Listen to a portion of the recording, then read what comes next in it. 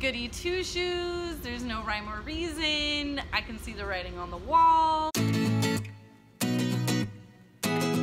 Hey guys, what's up? It's Kelly again, and welcome back to my YouTube channel.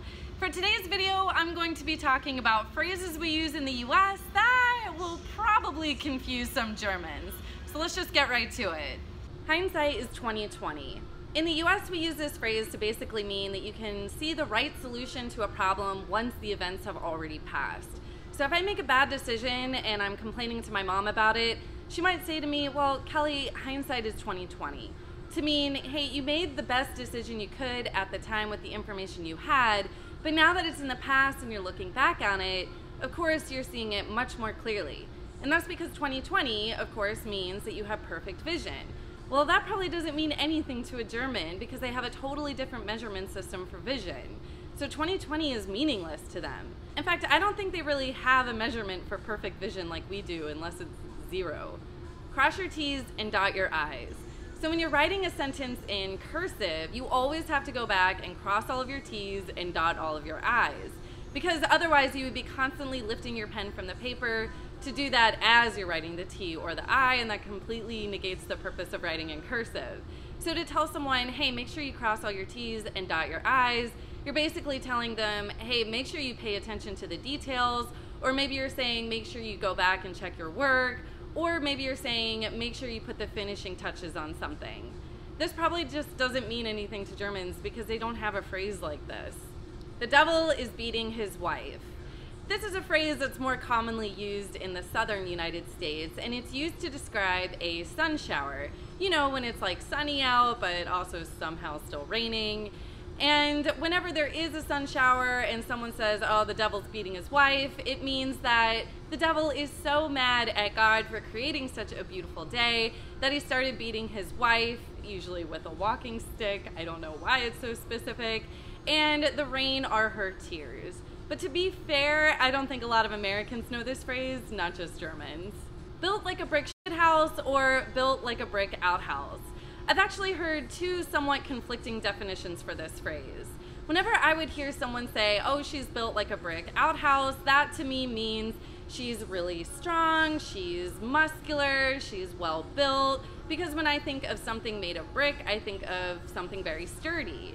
But somewhat recently, I heard someone define it a little differently. They said, no, when you say she's built like a brick outhouse, you're saying she's really pretty, she's high quality, she's well built, which is probably where the two definitions somewhat converge. And that's because usually outhouses were made of like rotting wood, and if you have a brick outhouse, you have a very fancy and well-built outhouse.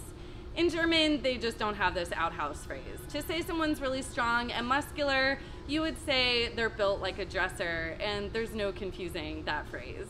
The peanut gallery. This phrase refers to a group of seats in a theater that are as far away from the stage as possible, otherwise known as the cheap seats, where attendees were known to just get a little bit more rowdy with their open criticism of the show. Today it's used to mean a group of people who perhaps are a little overly critical of something. So let's say you're in a meeting and your boss gives some news that just isn't well received by all of the attendees, and everybody starts openly vocalizing their opinions. He might say something like, all right, that's enough from the peanut gallery, to mean like, all right, stop complaining. Like white on rice. I've used this phrase a couple of times with some Germans and other non-Americans, and every time their reaction is to think that it's like a racist phrase, but it's not. It refers specifically to the food, white rice, and it's meant to represent the closeness of something.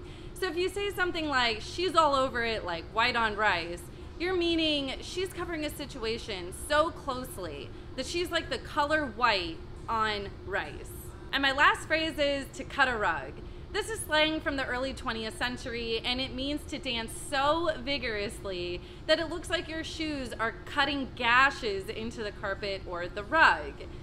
In German, they don't have the same phrase, cut a rug, but they do have something very similar. When translated, their phrase is basically to dance your soles raw. Soles meaning the bottom of your shoes, of course, and to dance your soles raw means to dance very vigorously. Alright guys, that's all I've got for you today. I hope you enjoyed this video, and if you did, give it a big thumbs up and go ahead and click subscribe.